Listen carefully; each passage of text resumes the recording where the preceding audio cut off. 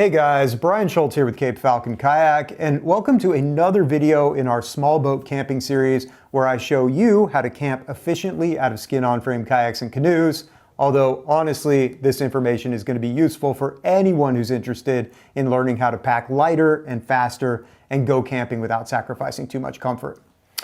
So, first up here, if you have not watched the first video in this series, make sure you go back and do that now, because that's where I give you a general overview of all the specific items that you're going to see in these later videos, and we pack those into one of my skin-on-frame sea kayaks so you can see how this whole thing ultimately comes together.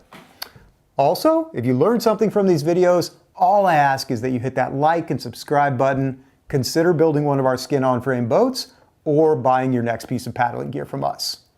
So what we're going to be talking about here today is everything that I put in my day bag / ditch bag, and also all the stuff that I have stuffed into my PFD, and that includes repair supplies, water purification, emergency food supply, and I'm going to be doing a detailed overview of everything that's in my first aid kit, and also a detailed explanation of the advantages and the disadvantages of a variety of different types of emergency communication and signaling devices. Now, I'm intentionally not covering navigation equipment in this video because it's a huge subject that deserves its own separate video. So for now, I'll just say that anytime you're out on the water, you need to have a way to know where you are, where you're going, and how to travel safely between those two places. Also, I'm not going to be covering spare clothing that I keep in my ditch bag because I try to keep these videos under 25 minutes. So just keep in mind that in addition to the stuff I'm about to show you, I've got some emergency clothing in these bags as well, which you can find in the separate video that I posted specifically on camp clothing. So starting out here by talking about the bag itself, I've gone ahead and laid out 3 different options that I've used over the years, and I want to talk about my personal evolution of how I started with this bag and ended up with this one over here. So my very first ditch bag / day bag was just those same 13-liter Sea to Summit bags that I use for everything else. And nice thing about these is I've already got a bunch of them, and as these start to wear out, I can downgrade them as far as what I'm willing to put in them. So for example, when they're brand new, I would use them for my down sleeping bag or for my ditch bag. And then after a couple years, as they start to get tired, I might put my food in them or my stove in them, things that don't absolutely have to stay dry. Unfortunately, the downside of using these as a ditch bag / day bag is they get way too much abuse for a bag that's this lightweight, and they wear out prematurely. So even though they're about the right size and they're nice and light and easy to handle, really just not robust enough for the job. So when I stopped using these, I actually went in the completely opposite direction, and on a friend's recommendation, I switched over to this Watershed 22-liter Chattooga bag. Now, if you're looking for the best possible dry bag that has ever been produced, and definitely the driest of every dry bag you can buy, you cannot beat these Watershed dry duffels. These things are 100% waterproof. They're incredibly tough. This is the same dry bags that the Navy SEALs uses for their operations. And so the advantage to this is, like I just said, completely dry and very tough. The disadvantage to it is it's actually kind of a pain to work with, because if you want to open it up, you've got to undo all these buckles. And then it's got this giant Ziploc zipper here that's made out of super heavy duty plastic, and you got to grab these tabs and pull fairly hard. And then you can get in here. And whatever's in here is going to be completely dry. But if you think about popping your spray skirt on your kayak and just trying to grab something really quick, this whole process was always kind of a pain, although I did feel good about having expensive camera gear in here. So I think there's still an argument for this type of bag, but there's also 2 more problems with it. The first one is that these are extremely expensive now. And the other problem is that they only come in a 10-liter size, which is way too small, or this 22-liter size right here, which is just a bit too big to put between your legs in a kayak. If you're in a canoe, it might not be such a big deal. And so for all those reasons, I've kind of drifted away from this bag, even though it's still an excellent piece of kit and I still use it, especially if I'm carrying really expensive stuff like computers or satellite connections or really expensive camera gear. That stuff's all going to go in this, especially when we're traveling in a canoe. Now, before we move on here, I just want to show you something really important about this rubberized plastic Ziploc zipper in case you happen to buy one of these bags. And that is, if you just try to close this without doing anything, it's actually really hard to get this to seal. And this was a huge frustration for me for the first 6 years that I owned this bag. But then I realized that if you just put a little bit of moisture on this zipper, for example, this paper towel has just a little bit of water on it, suddenly it zips together like nothing, and it's super easy to close. So just keep that in mind if you happen to pick one of these up. Now, as far as what I'm using for a ditch bag these days, I've gone to the NRS 15-liter Tough Sack. And the reason I go with this specific sack is because in all the dry bags that I've tried over the last literally 20 years, the NRS sacks are the only ones that remain dry even after a few years. Now, keep in mind this is just a roll closure at the top, which means that if you want it to be waterproof enough to take a swim with you, you've got to roll it up correctly. And even though they say that you want to get a minimum of 3 rolls in before you clip it together, I would recommend that you get 4 good rolls in before you clip it together if you want it to be waterproof enough to swim. So what I'm going to do here is open this up and lay everything out on the table just to give you a quick overview of what's inside.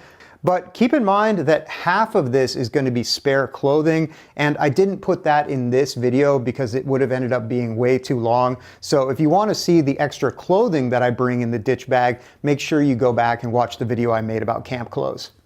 So starting out with a really quick overview of everything I normally have in my ditch bag and my PFD. Right here we've got a first aid kit. Here I've got an emergency food supply. Here I've got my spare pair of glasses or sunglasses. Right here, I've got repair supplies. Up here, I should have a fire starter, but I burned it on my last trip, so just pretend like these are fire starters. This is a VHF radio or other type of signaling and communication device. I've got a spare battery to keep this thing charged. And then finally, I've got freshwater filtration. Now, coming in a little bit closer on each of these categories, starting out with repair supplies, we've got duct tape, AquaSeal, cord, and a multi-tool. Now, honestly, what I usually end up using the duct tape for is just patching up gear. Let's say I get a hole in my down sleeping bag and feathers are going everywhere. Little piece of duct tape will solve that problem temporarily. I would say the least likely thing that you would end up doing with your duct tape is patching a hole in your boat. Although if you do get a hole in your boat, you're definitely going to want to have this. And the reason I say least likely is because in 20 years and over 2,000 boats, I've only heard of 5 on-the-water punctures of any of my skin boats, which means that it's definitely possible, but it's not any more probable than putting a hole in any other type of fiberglass or plywood boat. And in any case, you're going to want to make sure that you can patch something like that up, even if it's not likely to happen. And in that case, you would just clean the surface really well, let it dry, stick the duct tape on, and this stuff sticks surprisingly well to the coatings that we use on our skin-on-frame kayaks. The only time I've ever personally done this is just as a demo. I cut a hole in my own boat and then I put duct tape over it, and I paddled that thing for 5 or 6 months, and I never ever saw the duct tape peel off. Eventually I peeled the duct tape off myself and cleaned it and did a different type of repair. So here, AquaSeal. AquaSeal is something else you can use to repair very small holes in a skin boat. Once again, clean the area, squirt some AquaSeal on, let it dry for at least 12 hours. And if you get a pinhole for some reason, you can take care of it that way. Or if you were to have a more serious slice, you could potentially bring a little bit of sandpaper and a needle and thread with you, and that in combination with your AquaSeal, you could sew up a cut that is longer than 2 inches, which is the longest cut that I would recommend using duct tape on. Although once again, very uncommon, so I don't even bother to bring that stuff unless I'm on an expedition. Now here I've got a little bit of cord. I always try to carry 25 feet of, it could be paracord or any other type of small 1/8 inch cord. This stuff is useful for everything. You could use it as a emergency tow rope. You use it for any number of things around camp, including hanging up bags and stuff so the animals can't get at them. Just overall useful thing to have. And finally, my multi-tool here is actually one of the simplest ones on the market. This is the Leatherman Skeletool, and all it has is a knife. It has pliers, And it has a screwdriver which flips around to become a smaller flathead, and it also has an interchangeable Phillips. And so you could get much more complicated multi-tools in this. I've found that I never use more than those 3 features, so why carry something that is bulkier and heavier? And the nice thing about the Skeletool is it has this little integrated carabiner, which is really nice to be able to hang on to a lanyard or somewhere else in your gear so you don't lose it. Now, next up here, I've got an emergency food supply, and keep in mind, these chocolate-covered granola bars are just for representation. I would not actually bring these with me because 1, they're likely to melt, and 2, they taste good enough that you're probably going to eat them, and then they're not going to be there when you need them for an emergency. So instead, what I would get is some of those really gross Hikers meal bars. The worse tasting, the better. That way you're not tempted to eat them, and you can just leave them in the bottom of your ditch bag, maybe change them out every couple years or so they don't get too stale. And you just want to make sure that you've got enough calories to get you through 2 or 3 days in an emergency in case you end up getting separated from your boat. Next up here, I've got a water filter that I can use to filter any type of fresh water. This one happens to be the Sawyer squeeze water filtration system, and honestly, this has been my primary method of water filtering for the last 5 or 6 years. The filters inside of these have this super fine microporous mesh that lets water through and pretty much nothing else. And this, in my opinion, is the simplest and the lightest system. Basically, you just fill the bag with whatever water, and then you put this filter on top, and then you squeeze it, and that squeezes fresh water out of here. And if the filter gets clogged with debris, they have this handy syringe that you can use to back flush it, and then after that it'll start flowing fresh water again. So this is not just for your emergency kit, this is a great ultralight water filtration system in general. I mentioned sunglasses and or spare eyeglasses earlier. I don't think this needs a lot of additional explanation. Just make sure you've got cleaning wipes with you. And then also the fire starters that I don't actually have with me right now, but are represented by these 2 sticks. Any brand of fire starter is as good as any other brand of fire starter. Just make sure that you've got a handful of them, and also make sure that you've got a dry lighter so you can set this stuff on fire. All right, now moving on to on-the-water communication and also emergency signaling devices, we've got 4 basic options. There's cell phones, VHF radios, personal locator beacons, and satellite messengers. And which one you choose just depends on which type of signal is going to be the most functional in your paddling area, and also what you need the device to be able to do. So starting out with cell phones, if you've got at least a halfway decent cell signal, a cell phone can do pretty much everything these days, including a lot of them now that can send out an SOS signal over a separate satellite connection. So the only thing that a cell phone really can't do well is call a nearby boat. Let's say you're in a high traffic area, somebody's about ready to run you over, you're not going to be able to hail them on your cell phone. So in that case, a VHF radio like this one here starts to make a lot of sense. And the cool thing about a VHF radio is you've got voice-to-voice communication with other boats. You've got communication with the Coast Guard if there's a Coast Guard station or a repeater nearby. You can also get weather reports, at least in the United States, on your VHF radio.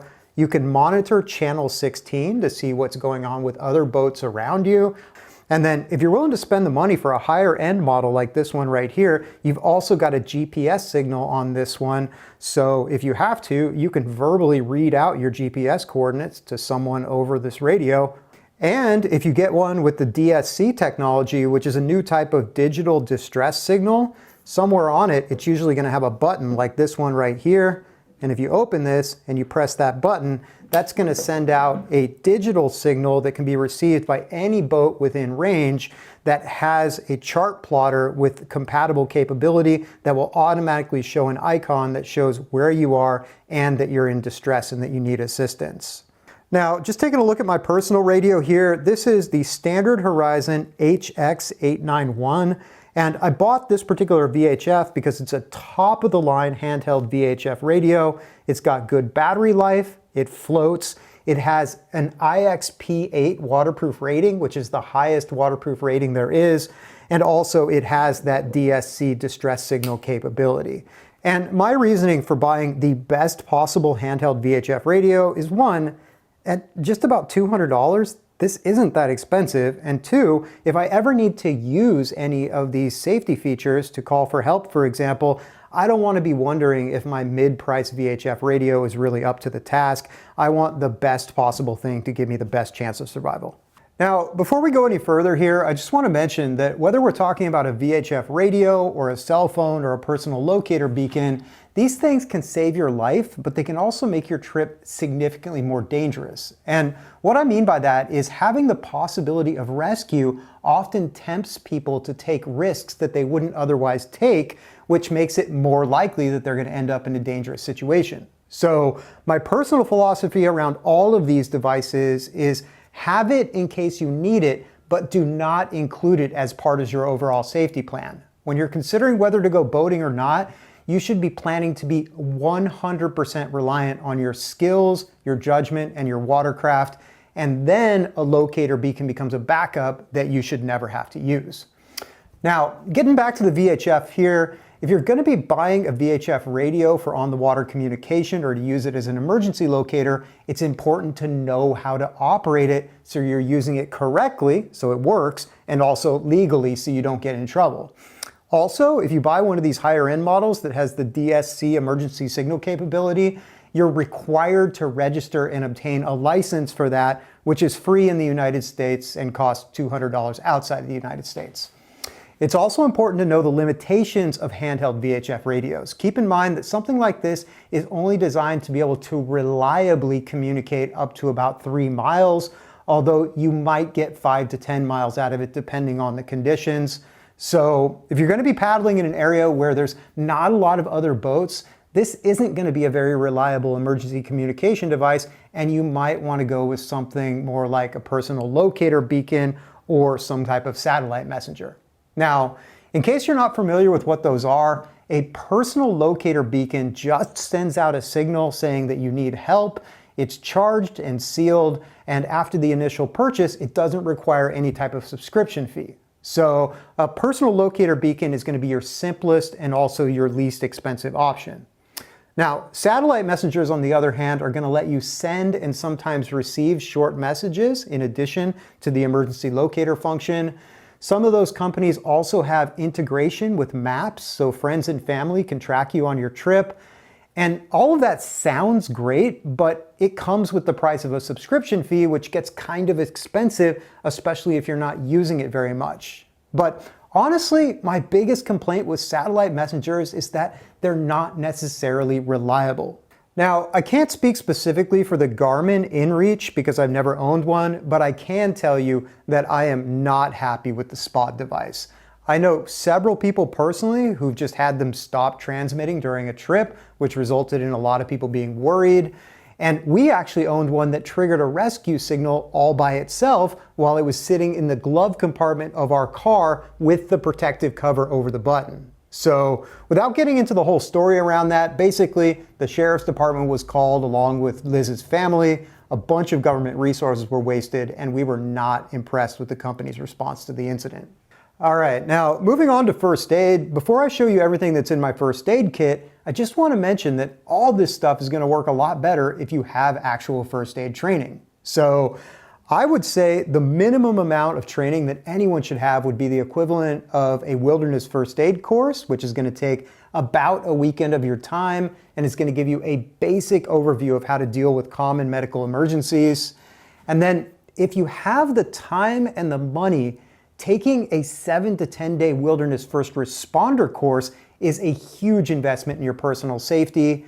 I mean, honestly, as someone who has personally gone through EMT training, I feel like the wilderness first responder course actually prepares you better to deal with almost any situation where there isn't a hospital nearby. So I highly recommend wilderness first responder training if you can find the time to take a course.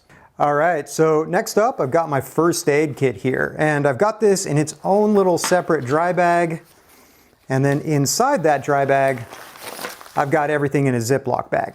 So let's just take a second and magically unpack all this. So taking a look at the contents over here, I've got a little bottle of hand sanitizer, and honestly, this is way more than you need. If you can find a smaller bottle, that's even better.